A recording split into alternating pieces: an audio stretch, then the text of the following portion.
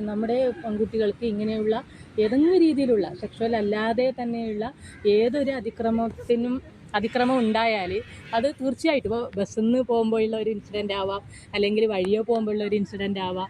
പക്ഷേ അവർ ഈ നാണക്കേട് ഭയന്നിട്ട് പറയില്ല. പക്ഷെ അഥവാ പറഞ്ഞാൽ തന്നെ തൻ്റെ രക്ഷിതാക്കളോട് പറഞ്ഞാൽ രക്ഷിതാക്കൾ പറയും ഇത് ആരോടും ഇനി പറയണ്ട, നീ പെൺകുട്ടിയാണ്, അത് നീ ഇപ്പോൾ അത് പറയണ്ടാന്ന്. പക്ഷേ ആ കുട്ടികൾ ഭയങ്കരമായ മാനസികപരമായ ആഘാതം അവർക്കുണ്ടാവും. വലിയൊരു ട്രോമയിലെ കൂടെയായിരിക്കും ഈ കുട്ടികളൊക്കെ തന്നെ, ഈ ഇങ്ങനെയുള്ള അതിക്രമത്തിന് വിധേയരാകുന്ന കുട്ടികളൊക്കെ തന്നെ കടന്നു പോകുന്നത്.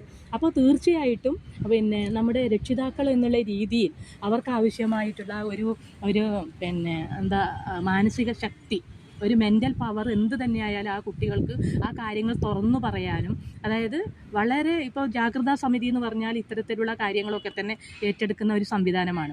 വനിതാ കമ്മീഷൻ്റെ കണ്ണും കാതുമായി പ്രവർത്തിക്കുക എന്നുള്ളതാണ്. സ്ത്രീകൾക്കും കുട്ടികൾക്കും വേണ്ടിയിട്ട് പ്രവർത്തിക്കുന്ന, അവർക്കാവശ്യമായ കൗൺസിലിംഗ്, നിയമസഹായം, പോലീസ് സഹായം, മെഡിക്കൽ സഹായം ഇതൊക്കെ ലഭ്യമാക്കുന്ന, ഷെൽട്ടർ ഉൾപ്പെടെ ആവശ്യമാണെങ്കിൽ അത് ഉൾപ്പെടെ ലഭ്യമാക്കുന്ന ഒരു സംവിധാനമാണ്.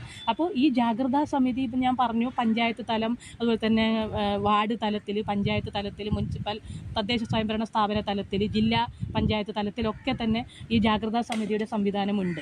അവിടെ ഇങ്ങനെയുള്ള ഒരു പരാതിയുമായിട്ട് വന്നാൽ, നേരത്തെ പറഞ്ഞില്ലേ, ഇത് ആളുകൾ അറിഞ്ഞാൽ നാണക്കേടാണ് എന്ന് വിചാരിച്ചിട്ടാണ് പലപ്പോഴും ഈ രക്ഷിതാക്കളായാലും ഈ കുട്ടികളായാലും ഇതൊക്കെ തന്നെ മറച്ചു വെക്കുന്നത്.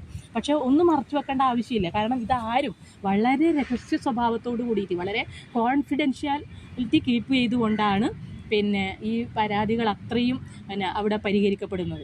അവർക്കാവശ്യമായി ഈ പെൺകുട്ടികൾക്ക് അവരുടെ കാര്യങ്ങൾ തുറന്നു പറയാൻ, അവർക്കുണ്ടായ പ്രശ്നങ്ങൾ തുറന്നു പറയാനുള്ള കൗൺസിലിംഗ് സൗകര്യം അല്ലെങ്കിൽ കൗൺസിലിംഗ് സേവനം അവിടെ ലഭ്യമാകുന്നുണ്ട്.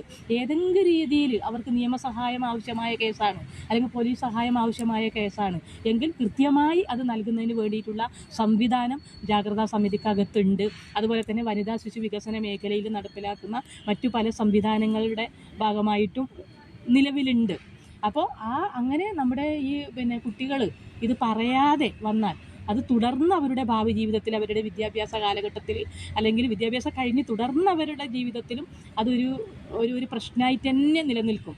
അതിപ്പോൾ പേടിയുടെ രൂപത്തിൽ വരാം, അല്ലെങ്കിൽ മറ്റു പല മെൻ്റൽ ട്രോമയുടെ ഭാഗമായിട്ട് അതൊക്കെ തന്നെ വരാം. അത് എല്ലാറ്റിലും അവരൊരു പ്രവൃത്തിയിൽ ഒരു കോൺഫിഡൻസ് ഇല്ലായ്മ, അത് തീർച്ചയായിട്ടും എല്ലാറ്റിനും ഒരു പേടിയോടുകൂടി സമീപനം സ്വീകരിക്കുന്നതായിട്ട് ഇങ്ങനെയുള്ള കുട്ടികൾ കാണാൻ വേണ്ടി സാധിക്കും.